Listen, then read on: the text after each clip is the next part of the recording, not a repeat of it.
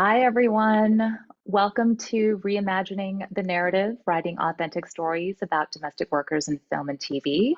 I'm Enid from the Writers Guild Foundation. We're thrilled to partner with the National Domestic Workers Alliance for this conversation.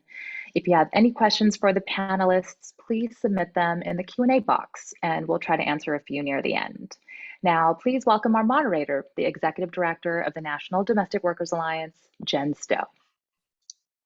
Thank you so much, Enid. The National Domestic Workers Alliance is a national organization of nannies, house cleaners, and home care workers that fight for the dignity and respect of domestic workers all across the United States. We represent over 2.3 million domestic workers in the country, and we know that domestic workers are the nannies that take care of our children, the house cleaners that take care of our homes, and the care workers that take care of seniors and individuals, our loved ones with disabilities, and the folks who make sure that our loved ones can live with dignity and independently. Domestic workers are overwhelmingly women, predominantly women of color and immigrant women. And we believe in order to achieve deep, lasting change, we really need to change the way that people feel and think about domestic workers. And so I'm really excited to kick off this conversation with my wonderful panelists, because we are going to really dig into stories about domestic workers and stories that they have been at the helm of. So I want to introduce our panelists tonight. From Fox's hit show, The Cleaning Lady, we have Miranda Kwok, writer, creator, executive producer, and co-showrunner. We also have Melissa Carter, writer, executive producer, and co-showrunner. We also have Molly Smith Metzler, who is the creator, writer, and executive producer of the Emmy-nominated limited series Made. I'm a big fan of Made. I'm a big fan of The Cleaning Lady, so I'm really excited to kick off this conversation tonight. I talked a little bit about the National Domestic Workers Alliance and the narrative work that we do. Earlier this year, we partnered with the Norman Lear Center to publish a first of its kind report on the representation of domestic workers in scripted film and TV. And we commissioned the report to really set a baseline for what domestic worker representation has looked like in the past 100 years. And we hope to use it as a catalyst. We really want to change the narrative around the work being done in our homes and with our loved ones. And we really want to see more nuanced portrayals of the women who do that work. We'll be using findings from that report to guide our conversation tonight. We believe that it's such a critical moment to be talking about domestic workers and really working class women in our society, because COVID has exposed how essential domestic work and working class jobs are in this society today. They keep our society functioning, and I think that the pandemic further exposed how domestic work is the work that makes all other work possible. I want to remind the audience that we will have Q&A at the end of the conversation. So you'll see a Q&A box that you can use at the bottom of your screen. Please feel free to drop questions in the box. We are going to be collecting those, and we will ask our panelists those at the end of the evening. So I really want to start by directing a question to Miranda. Miranda, our research in the report says that AAPI domestic workers are the least represented on screen at only 4% of domestic workers as characters in TV and film. Why was it important to have your protagonist in The Cleaning Lady, Tony, be an undocumented AAPI immigrant? Exactly for those reasons. I mean, the fact that we've never had that representation on screen, and putting a show on called The Cleaning Lady, it just made sense to put the voices that we haven't seen, to put the people that are actually in those communities that normally don't get a voice. And especially, all over the world, there are domestic workers from Southeast Asia in particular who have never had that forum. And so that was key to me, to represent that face and to actually tell those kinds of stories. And, there are so many amazing stories of people who are immigrants or undocumented immigrants who have these, incredible stories of both struggle and triumph. And we don't get to hear their stories because most of the time they are kept in the shadows. They are told to be silent. They're told to, basically not draw attention to themselves. And, I really wanted to put that voice and that story on screen, which was a story about resilience and resourcefulness, and people who are able to really just tackle all these incredible challenges, things that people who are from the United States don't deal with or don't face. And really give voice to that so people can have a greater understanding of people from other places who have faced these struggles and really bring more empathy and compassion to them. Miranda, I really appreciate that. And we saw a lot of those themes about resiliency in May too, right, Molly? And so I was going to ask, what really struck you about Stephanie Land's book, Made, when you read it? And why did you feel like it was a story that needed to be told? Why was it important for you to tell the story? Well, twofold, really. I mean, when I read the memoir, it broke my heart how difficult it was for her to leave an abusive man and put a roof over her child's head as a single mother in America today. Like, it just feels like it should be way easier than that. And we should have a ton of support for a woman who does something like that. And instead, it's the opposite. You are just free falling through the system when you're in a position like Stephanie. But then also when she got to talk about her job, that made me really angry because I feel like so much of her stress was that she couldn't work a certain number of hours because then they would have to pay her benefits, and there was no protection for someone like her. If the person whose house she was cleaning stood her up, that she was just screwed. She didn't get the money that day. Like, it really shows you how stressful it is to be a domestic worker and how you're just under the radar. You don't have any rights. You're not really a person. And then there's the nature of the job where she felt so invisible during this period of her life where she needed help and she needed tenderness and care and was just abused and invisible in her own life. And that really upset me and really spoke to me. Molly, I really appreciate what you said, because we talk about that all the time, how often domestic workers have to really lean on the goodwill of their employers, right? And really have to hope that they have employers that are kind and nice in order to really have fair wages, breaks, to make sure that they can take care of their families as well. So I think it's really important. Miranda, I would love to go to I would like to talk about kind of the process around telling these stories. And I wanted to ask you about the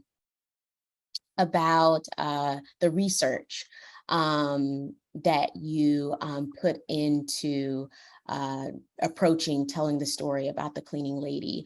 What kind of research went into kind of really forming that story?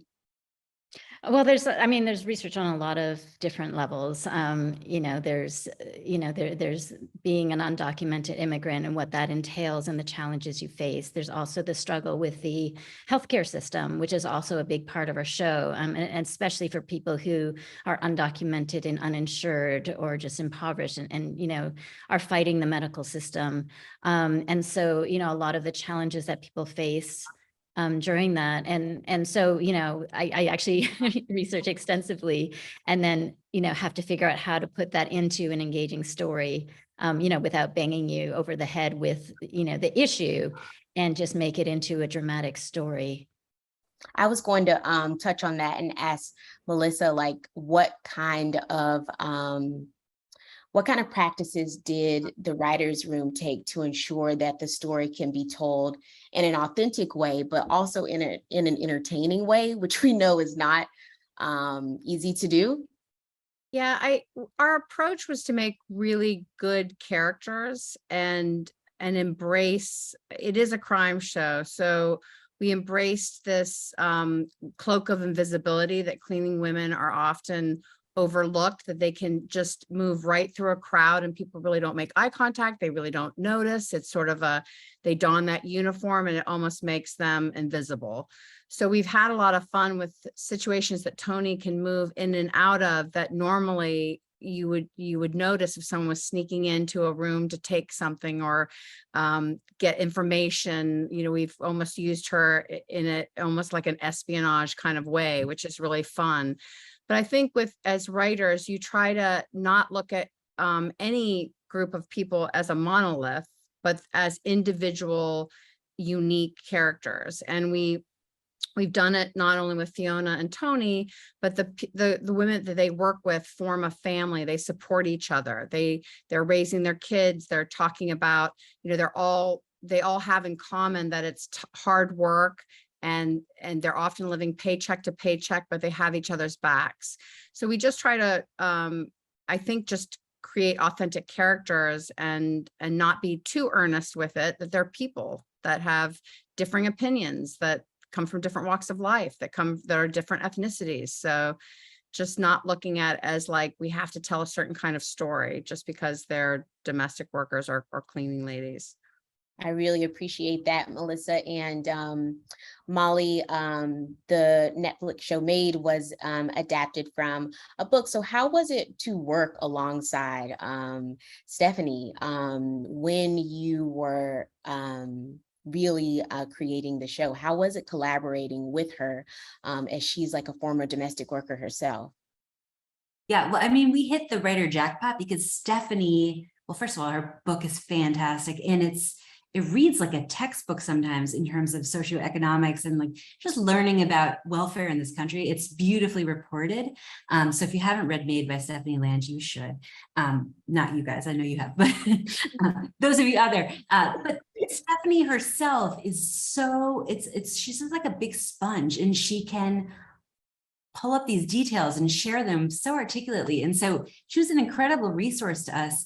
You know, and there's just sort of, she had no boundary about what she would share. So we could ask her a really, you know, tough question and she would just tell us, which was really helpful creatively. But then, you know, a little bit to Melissa's point, then the job is to make it something else. And we had to take Stephanie and her story and all the research we did and all the research from her book and to kind of think about how to serve it up in a way that we could engage an audience and make them listen, that it wouldn't feel like a lecture, or like I like to call it broccoli. You know, you don't want to feel like broccoli, you want it to feel like Cake. Cake. Yeah, exactly. Yeah. But what was wonderful with Stephanie, she really understood that. She understood that our jobs were different, and she was an incredible resource in that way too, that she released the idea that it would be a true story, that it was exactly her story, and that our job was to dramatize how shitty it was, you know, so. Thank you so much, Molly. I want to talk a little bit about what it means to have a domestic worker in a leading role. I talked about this a little bit earlier, but so often we see domestic worker characters regulated to the shadows, as we know, without names or speaking roles in their parts. And when they do have a role, they're often portrayed in a one-dimensional way. Oftentimes, they are often stereotyped as being hypersexual, untrustworthy, the butt of the joke, etc.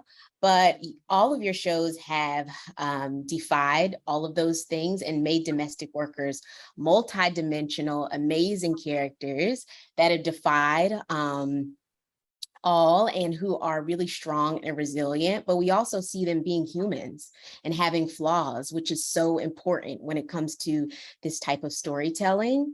Melissa, I wanted to ask what the fan and audience reaction has been like to the cleaning lady, especially to Tony, the protagonist. What are folks saying about her? I think our fan base, they really love Tony because she's such an amazing hero. She's brave. She's The badass. she's badass. She was a doctor in her home country. And now that she is working as a cleaning lady, she doesn't look down on her sister-in-law or her fellow workers.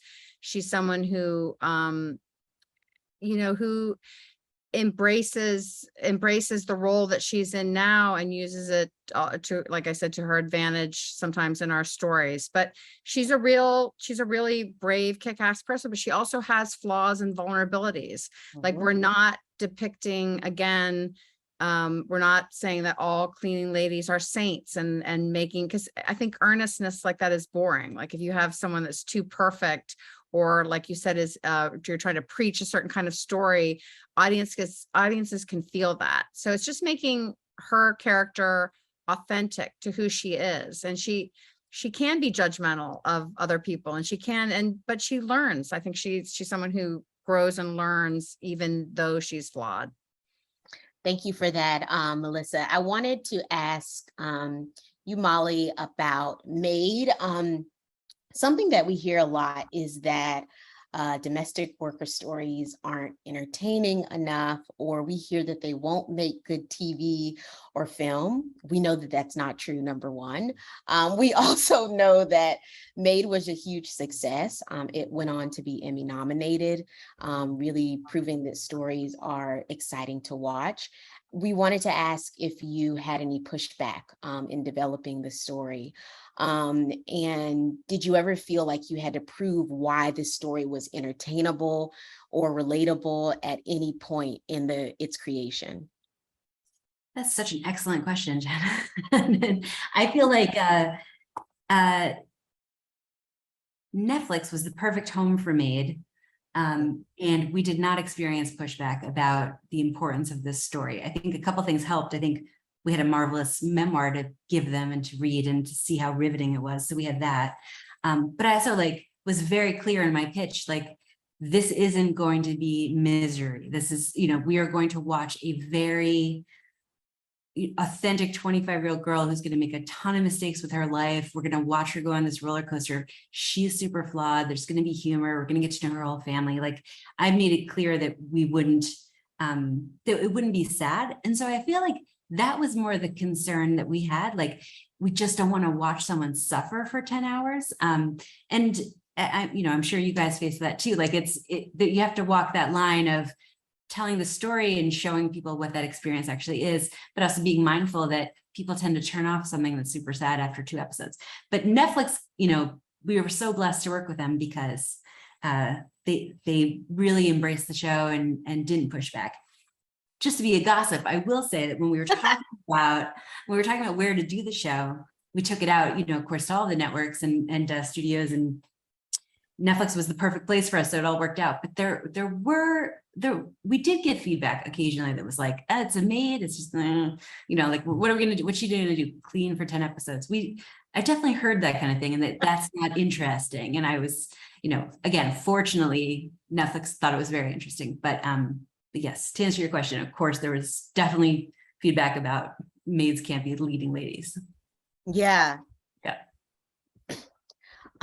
And I wanted to pivot a little bit to talking about, Melissa, you talked about this, just telling authentic stories and telling the stories of domestic workers as their whole selves, really being dynamic. We know that no person is one thing, and all of us sit at the intersection of a lot of identities and communities too, especially domestic workers.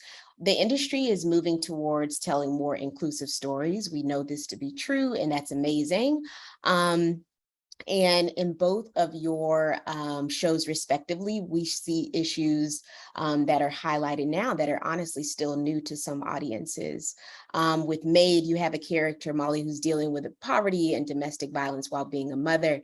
And on the other hand, with the cleaning lady, we have a mother who is trying to make ends meet while being undocumented.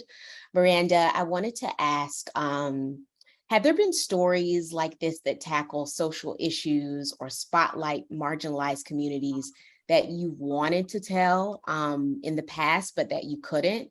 And the follow-up to that would be, what has changed, do you think, in the industry that has made the type of story and made audiences more receptive and hungry for those types of intersectional stories? Yeah, I think that there has definitely been a shift. I have certainly pitched shows before that, had, Asian characters at the core. And I also did pitch a story about a Chinese snakehead, which is an immigrant smuggler, which was, actually had some, had Oliver Stone attached to direct, had Michelle Yeoh attached. And that's a project that never made it past the pilot. And I feel like it was a little bit before its time. And, I honestly believe that Crazy Rich Asians really did open up people's minds. I think that already the industry has been saturated with stories that we've seen a million times. And so I think that people are craving different stories. They're craving different voices and perspectives they haven't seen. And I think that, coupled with the success of Crazy Rich Asians, led to, an ideal time for me when I was pitching the show, that people were actually more receptive than they have been in prior years when I was, pitching Asian-centric shows. So I think that there has been a shift. Fortunately, I think with the success of the show that, we've actually proven that there is an audience and appetite for these shows, for these voices. And so I think that, I feel positive and optimistic that the shift will continue in this direction. Originally, when I was developing with Warner Brothers, I thought I would be pitching the show for cable and network, because that's where stories like this normally land, with these perspectives, with these kinds of characters, and even the crime story itself. But then, partway through that development process, Warner Brothers said to me, like, there's actually a greater appetite in broadcast television right now, so we'd like to pitch there first. So I was like, okay, like, I don't want to change the story. This is a story I want to tell, but I'm open to that. And we pitched 5 networks, and Fox picked it up right away. So, the moment I said it's a Southeast Asian character, people weren't resistant. They were actually leaning in to say, oh, what does that look like? What does that mean? Who are these characters? And they're interested. And, based on the success of the show, and also there was a statistic from Nielsen that 90% of our audience is actually non-Asian. So it just shows you that, you don't have Everyone craves these stories. Yeah, and that people are excited to hear the story. So I do believe that there's a shift, and I'm excited about that. I'm excited about it too. I'm excited to see more stories on our screens. Molly, I wanted to ask about the heaviness of some of the topics that are in Made, and wanted to ask, were you nervous about tackling so many difficult topics in the show? and if you were, Molly, how did you overcome it? And what advice would you give writers who want to tell these stories but are worried about getting it wrong? We know that the stakes and the risk, can be a little higher. Like, what advice would you give them? Oof, these are such good questions. To answer your first question, yes, I was terrified to write Made, and I am still terrified that I wrote Made. We talked about addiction, we talked about domestic violence, of course, we talked about domestic work, we talked about, oh my God, personality disorders, healthcare. And I hope I serve those subjects well, but I was terrified. And I think that that's also the answer. If you are a little terrified to go there, that's usually a sign that you're writing the right thing. I know that's like a lame thing to say, but I loved the challenge of this show. And I think I wanted the audience to feel like I felt when I read the memoir, which is just like, you just feel like you're in Stephanie Land's pocket, and you experience this thing with her, and it's awful sometimes, but there's also joy and beauty in it. And it's a real love story between the mother and the daughter. And so whenever I felt afraid of the show and afraid to write these scenes, which was a lot, by the way, I thought about that love story most of all, and how, like, that it was the love story that kind of grounded me, if you will, like that I owed it to Stephanie and her real life daughter to kind of push through and to be honest and to challenge. I also hired brilliant writers, which I highly recommend if you're gonna write a very difficult show. Yeah, but we had a great writers' room. And what I would say to writers is, listen to your fear. If you're afraid of something, you know, that's a good place to write from. And also, write what interests you. If you had told me that made a show about one woman's experience in the Pacific Northwest, would have, you know, that anyone would have found it relatable, but me, I would have been surprised. The fact is, it interests me. Like, her journey fascinated me. I wanted to spend 10 hours with that character. I wanted to do her justice. I was drawn to this world. And so I think that's, you know, it's easy to forget that as a writer, but if it interests you, it's probably going to interest other people. Yeah. It should. And Melissa, would you have any advice for writers too, who are just really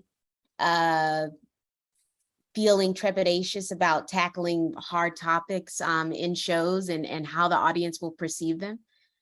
Yeah, what Molly said about when something frightens you, you're probably in a good place because you know it's something that you want to tackle. You want to tell a certain kind of story that is a challenge, and challenges are always great for writers. All the projects that I've selected lately have been something that's a completely different world, immersing myself. You know, I didn't really know a lot about domestic workers or Southeast Asian undocumented workers, all of these things. It was like a whole new world to immerse myself in. And there was a previous question that I just wanted to say, you know, we also want to have fun with our cleaning ladies, like not just have them struggle. Like often when we're doing a cleaning lady sequence or opening up with our cleaning ladies, it's usually like a dance sequence or it's something kind of fun where they're having fun while they're working. They're supporting each other. They're backing each other up. Like we have one of the women that plays Roxy is a pole dancer, and we usually try to like work in her dance moves and her splits. And she's not, you know, she's a woman with curves. And so we just kind of embrace what it is to be women who back each other up and work with each other and love each other. And that's part of the fun of the show too, that it's not just struggle, that we do show the struggle, but we also show the fun and the supportive side of their relationship. We also have a boss that everybody can kind of relate to. He's not horrible. He's just the boss that everybody hates. He's kind of a jerk. And you're like, oh, Alonzo. But it's someone that anybody who's ever worked, you know, minimum wage jobs always had that guy that just kind of like Annoying guy. The annoying guy that just busts your ass and is on you. And so anyhow, some of it's really fun to write too. Melissa, you actually answered my next question, which was about like balancing, just finding the right balance of joyful and hopeful parts in the story versus, you know, really laying out what the struggles can be as well. And so Miranda, I wanted to ask you about that too. Like just approaching both the struggles of joy and pain in the shows. Melissa spoke to some of the openings with the cleaning ladies always like doing something rooted in joy. How else did you all portray that or balance those two things on the show? Well, you know, the home, it's, you know, with Tony and Fiona is really the heart of the show. And there are a lot of dark elements, you know, because it is a crime show, but our cleaning ladies actually do usually provide the lightness to show that community and joy that they have with each other. And again, the strength of their love and support for each other is really what grounds the characters, especially when they're facing these like crazy scenarios, these, you know, crazy crime scenarios that we thrust them in. So, you know, to us, that is really key. Because that is, you know, that's what I think that's what carries a lot of us through, through our struggles, through the things, the challenges that we face is having that person. And, it's Tony and Fiona, can beat the world. And we really lean into that. And honestly, anytime that the show gets too much into like the plot and the crime, we add a scene with Tony and Fiona and everything just feels right again, right? That they bring that to each other. They're each other's rock. And, I think that is actually a key part of the representation of who these people are, who these characters are, that is actually very representative of people in these communities that are just there to support each other. Miranda, I really appreciate that. And I think that we saw some of those themes in Made as well, Molly, with the relationship between mother and child. Do you look at that as the same in managing the joy as well as some of the struggles that the characters go through in the show, and really focusing on the relationship that she had with her daughter?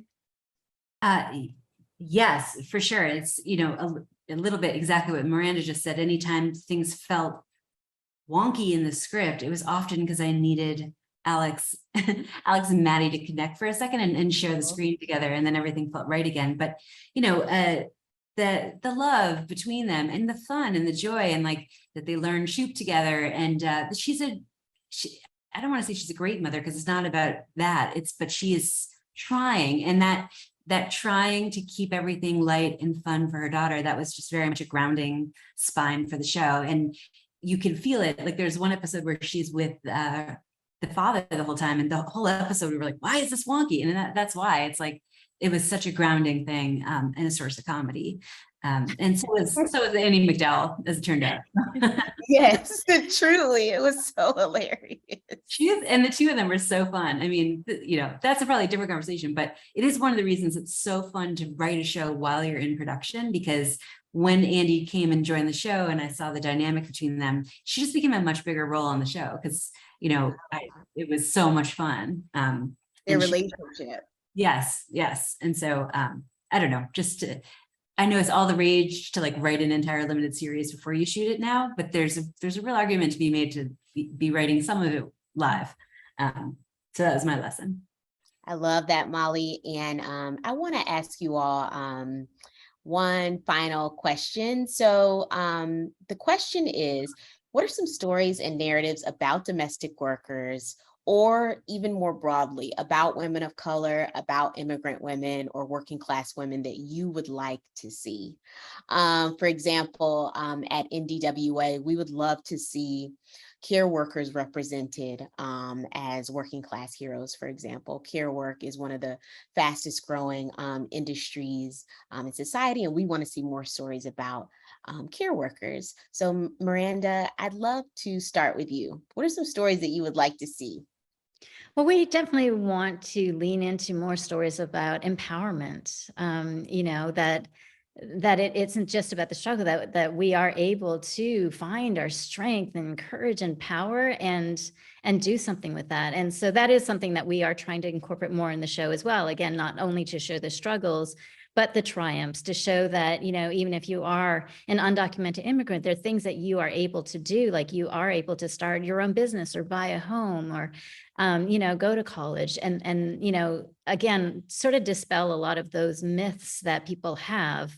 And so yes, I guess stories about empowerment. I'm all about, finding justice and, having stories of the underdog who are able to, ultimately succeed and triumph.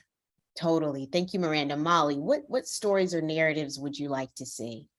Well, I'm with you. I'd really like to see stories about character. I don't think we've had our show yet about caretakers, and if anyone has an idea, I would really like to write about it. But that relationship, and also during COVID, how many the caretaker relationship during COVID, when especially with elder people, like the kind of care that was involved. And I think the way we as a culture leaned on our caretakers, and I don't know how to dramatize that, but I would like to watch that or write that, or but I don't think we've seen that on screen portrayed correctly. But I don't know. I'm also very interested just in general in the healthcare in this country and how that trickles down. So that's sort of the next topic I want to take on a little bit is healthcare in America. So just to lighten a nice light load.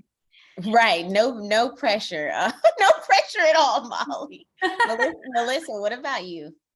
Yeah, I feel like with our show, it's a balance between crime, undocumented workers, domestic worker, like we have this, like these touchstones that we try to make sure that we're hitting.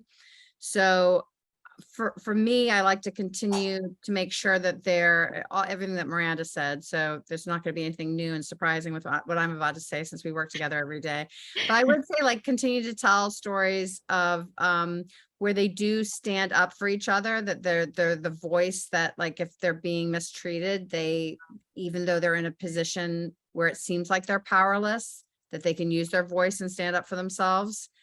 We do try to track that and do that, and telling stories with humor, that it's and even, and this is not your question, so I apologize, but like early on we decided like that the cleaning women, they didn't have to be like, some of them are like wear a lot of makeup when they go to work, and some of them like try to like jazz up their outfits with, like, Fiona would never leave the house without makeup on, or something, like her Doc Marten boots, something to just kind of like she stands out. She doesn't want to just look.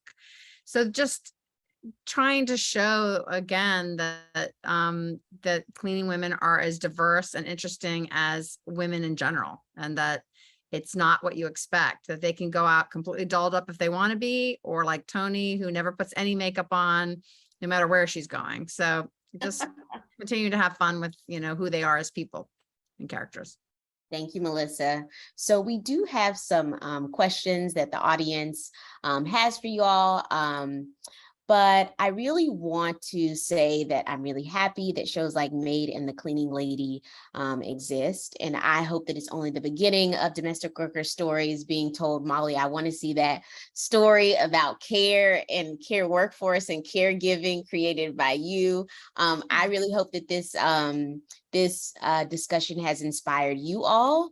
And I am going to move to our first audience question, which is, asking, can you all talk a little bit more about hiring and finding terrific writers for this material? Molly, you said that one of your things that you recommend is just hiring amazing writers. Can we talk about what you look for? Are there any showrunner secrets that you can tell us here? Sure. I mean, every project is different, which we'll all tell you, but for Maid, it's not Mayor of Easttown. There's no murder. There's no thing we're trying to solve. It is a sort of sad show about feelings and cleaning. And so, and I'm very proud of it, but let's be real. It was like, my pitch wasn't sexy. It was like, we're going to spend 10 hours with this character. And so for me, I had a very small writer's room because I felt that we were all going to be really personal and intimate because we were going to talk about family relationships a lot. And I didn't want, and this is just what I would have to say as advice if you're going to staff your own writer's room, is you don't want 3 or 4 of you. You are already you have your own point of view. So I tried to hire people who come from very different backgrounds from me, who have different writing styles than me, but who are excellent writers. But one of our writers who I love, her name's Becca, and she comes from the Deep South, and her plays are always about faith. And I grew up the total opposite. And so I love her point of view because it's so different from my own. And so you sort of want to think about it like a dinner party, where think about that conversation and who's going to bring up a point of view that you truly wouldn't have thought of on your own. And then I also really like to hire playwrights, in part because I am a playwright, but I think on a show like Maid, playwrights were a good fit because, like I said, we didn't have a murder.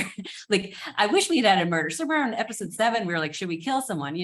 But because it was just characters being themselves, playwrights were a good fit for this room. And I hired only 3 writers, and my husband and I. So that's about Maid. Yeah. Thank you, Molly. And Melissa or Miranda, did you want to shed any light on what you were looking for the cleaning lady, or share any secrets? Yeah, I mean, we first and foremost, we wanted to hire really talented writers. So you do a lot of reading, you read a ton of specs, you make sure that the dialogue is natural and that it has a spring to it, that you want to keep reading. It is true. I always make myself read the first act, but if I can't go beyond that, they're not the right writer for me to hire. So, but with the show too, we had Mexican American representation in the show and Asian representation. And we wanted to get a whole mix of writers that had different perspectives so that when they're coming into the room and that they're not the only representative of any specific group. So we really did try to like reach out and make sure we were getting a basket of all these different groups that we were going to tell those stories in the room, that representation was real. And then beyond that, it's part crime. So you wanted to get someone who had a little bit of procedural crime experience, and then someone who had pure character experience. And so, you know, we wound up hiring a lot of writers because we had a lot of things that we wanted to accomplish in the show. And you interview people and you're like, do I want to sit in a room with this person, you know, 8 to 10 hours a day? So you want to be able to have a conversation with them and get on with them. So I think we did a great job. We brought all our writers back, and there were lovely people, and we're in season 2. So I would hire them over and over and over again. So we did our job, I think. Yeah, That's incredible. we definitely wanted to find writers that represented the voices on screen, but at the same time, you know, we take all opinions about everything from everyone. You know, I know that there's certain rooms that they think, oh, you know, the Mexican American writer can only speak to that, and you know, that is so not what we do at all. Like, we really value everybody's opinion on screen. And the other thing that we did do very specifically, and I think that's just also speaking to the heart of the show, even though we have people from different backgrounds and different perspectives, we also found writers that were very, very passionate about telling stories that matter. And that, I think, has really spoken volumes, especially because there are so many important themes that we hit. And so the conversations that we have in the room are very heartening, actually, you know, because it is about speaking to, you know, compassion and empathy that we're building for these characters. So, you know, the perspectives in that way are very important to us. And I think we were very fortunate in that we got writers that are very, you know, very passionate, very caring, very mindful, thoughtful people.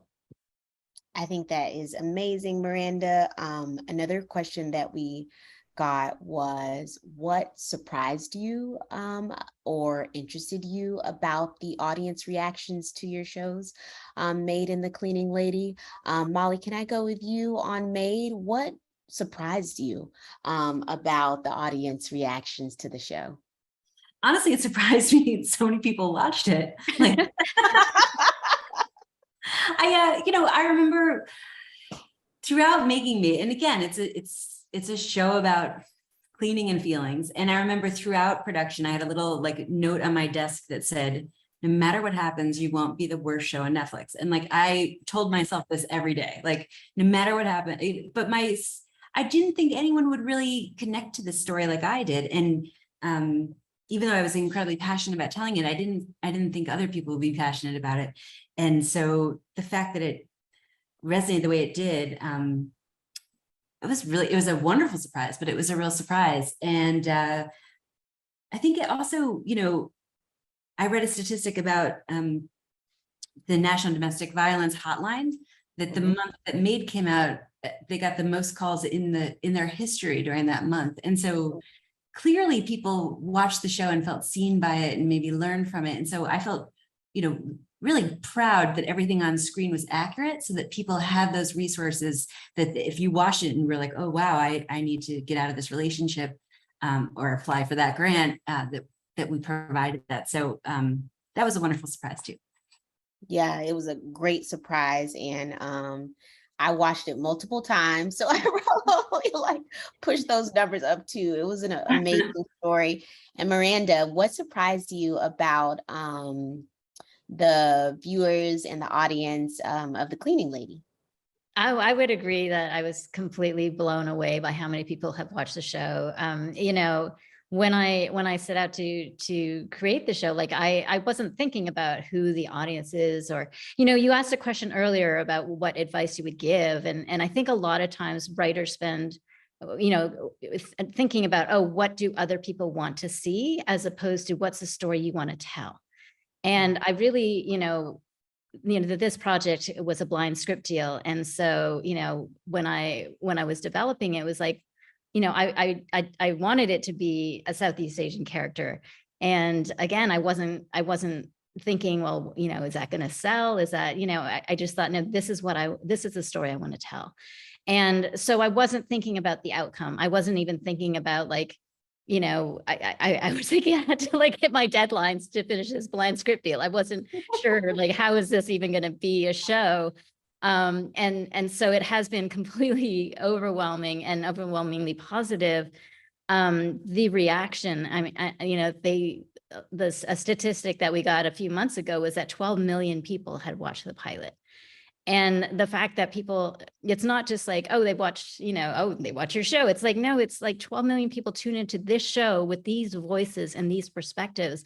And that is what's so exciting. And I honestly, every time somebody reaches out to say, thank you for creating these characters, or putting, you know, Filipino voices on screen, and I can't believe people are just, you know, throwing Tagalog out like it's nothing and interchanging it, and there's like 3 different languages on your show, and so all of that has been so so fantastic. And I think, but the most surprising thing was, I think, if anything, I felt like a show like this that featured undocumented immigrants at the core of the show would have more pushback. And in fact, it was the opposite, where, you know, I think it is every writer's hope and dream that you are able to affect people, but you don't know if you're actually going to be able to do that. And, you know, there are episodes, in particular, episode 5 last year, which was about the ICE raid.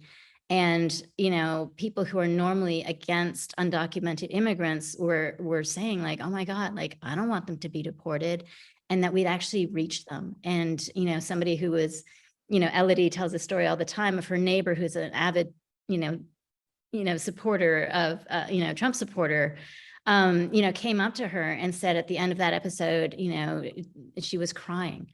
And so, you know, I think that the show has actually managed to reach people and managed to, you know, affect hearts and minds. And I think that has been the most, you know, surprising and also the most fulfilling aspect of the show. So powerful, Miranda. Melissa, I'll also give you the opportunity. Like, what has shocked you? How many of my friends and relatives have actually watched the show? Because I've been in this industry for about 20 years, and people always like say, oh, but they don't really watch it. They don't you know, it's just whatever. You can tell they're not watching it. But this show, people actually have watched it. People that I know, people I went to school with, people that I'm from Ohio. I do have people I went to college with whose husbands are Trump supporters, and they have said exactly what Miranda was saying. I was like, don't say it, don't say it. She said it. But that's it. They literally like have said, like, that episode 5, they really didn't want to see them get deported, and they really thought about immigration in a different way. And the fact that we haven't told the immigration story that so many people have ingested in this country, which is only people coming over from Mexico. It seems to be our obsession that's just the one group that we're shown that there's lots of, and it reminds people, oh yeah, this country is founded, everybody's from someplace else. Everybody in the United States was an immigrant at one point or another. And it just is kind of a good reminder of, like, there's so many different stories, and we all have a story. And just because we've been here for a couple generations doesn't mean that their recent journey to this country is any less important or impactful or part of a new history that is being created. And so that, and the popularity of the show, it for me has been the most surprising. Yeah, I was going to say, no pressure that your show has the opportunity to affect how people view race, class, gender. In an entertaining way, like you give your, we always say it's the Trojan horse that we're, we're sending entertainment into people's homes, but with little messages inside that I think are getting through. Yeah, it's so important. And I'm going to move to the next question, which is, this person said, I have done almost every service-based job out there except domestic service. What would you say is something that separates domestic service from retail or food or customer service? So I can take that question, and I appreciate you asking it. So what really separates domestic work in the context that we think about is the fact that it's done in private homes and in an individual home setting. And because it's done in private and oftentimes it's invisible, it has a real high opportunity for exploitation. And so domestic workers are often relying on the goodwill of their employers. They don't have anyone that they can bargain with. They don't have anyone that has the responsibility of regulating their workplace. And so oftentimes they can just find themselves making poverty wages, having to expand the boundaries of their role and things like that. And so I think that the invisibility of the work is something that really separates it from something like a service-based job or other working class jobs that are out there. I will take the final question from our audience member. How do your writers and you grapple with or otherwise engage potential viewers who are concerned about depicting underrepresented characters engaging in criminal activity, even as you aim to complicate them, i.e. putting their tough choices in a socio-political context? Miranda, would you like to take that one on the cleaning lady? Yeah, I think there is this question that, or concern sometimes, that people who are not represented are playing these roles of criminals. But the truth is, when do we ever get to see, the badass Asian woman Breaking Bad character? We don't get that opportunity. We have seen so many shows where white men get to play criminal roles, and they're complex, interesting, challenging roles to depict. And I think that, to be honest, I've had this question asked me, but at the same time, I've been on a panel of, it was like 240 Asian, Asian, it was an Asian panel. And the response was, the question was, what do you want to see on camera? And the response was, badass, Asian characters doing bad things, because we don't get to see that. We get so stuck in, the model minority. And again, it's a stereotype, it's a trope. And so, no, not all, not all, undocumented immigrants are criminals. Not all, people of color are criminals. This is a specific story that is, throwing us into this unrealistic, circumstance, which is like, yeah, she's a cleaning lady who works for the mob. Like it's drama, it's fiction, but what we're engaged in is this character, this multi-dimensional character that we learn to care about, that we see, her struggles, that we understand that the very specific challenges that she faces, being from a specific country, having these issues with immigration, having a sick child and not being able to afford it. And those are the things that I think are engaging, and that we're not judging her. We're not judging her for like, oh my God, you're a criminal. How could you do this? What we're trying to do is get an audience to understand there's a lot of people who end up in crime who do not choose to be in crime. And I think that's the story that we're trying to tell, is like she at every turn is trying to resist that. And yet, because of her circumstances, she's forced in deeper and deeper, and she's forced to make these tough decisions. And sometimes there isn't a way out, or there isn't a good decision. And I think that that's what we're trying to do, is really build that empathy and compassion for this character, despite the fact that she's doing things that she knows she shouldn't be doing. So I guess Miranda, that's really well said, and folks are agreeing with you in the chat. I wanted to ask, we also have another question that's popped up. I want to take our time. What other female and or BIPOC centric jobs do you think are underrepresented in TV and cinema, but should be the next frontier? Any other jobs that that we know women to do that you think are underrepresented? Melissa, did you want to take that one? Nannies, I think, but told in a real way. And it is something I'm interested in telling that story. I thought the movie Spanglish had the right idea, but I'd love to redo it because I think it gets into this very intertwined relationship that a woman who needs to work, who has the financial means to hire someone who's caring for your children while you go off and do something, but then they're in turn probably leaving their child with a friend or a relative so that they can go and make more money to watch your child. I think that's there's that interplay is fascinating. And I've had my children are beyond nanny stages now, but there were times where you just realize how interconnected two very different people are, who the love and raising and care of your child is the most important thing, and you have to entrust someone else, and they have to come in and trust you.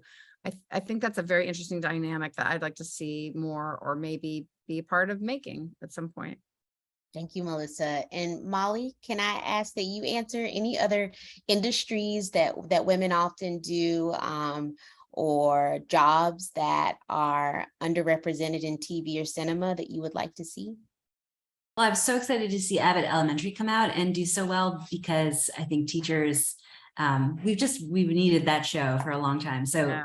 even though men and women are teachers, it's a lot of women, and I don't know, it was really wonderful to see that show come out and to have so many people watch it.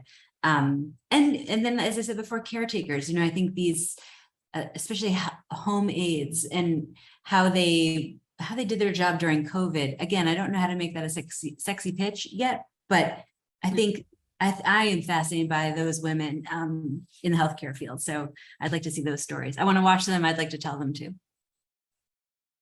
This was amazing. We could talk for another hour, but I know that we are coming to a close. So I want to remind everyone who joined us to check out the Writers Guild Foundation website. I think someone is going to drop it in the chat if you want to learn more about the Writers Guild Foundation. I also want to thank our panelists. Thank you, Molly. Thank you, Melissa. Thank you, Miranda. This was amazing. I appreciate it so much. I know that everyone else that is with us did as well. And I hope you all have a wonderful evening.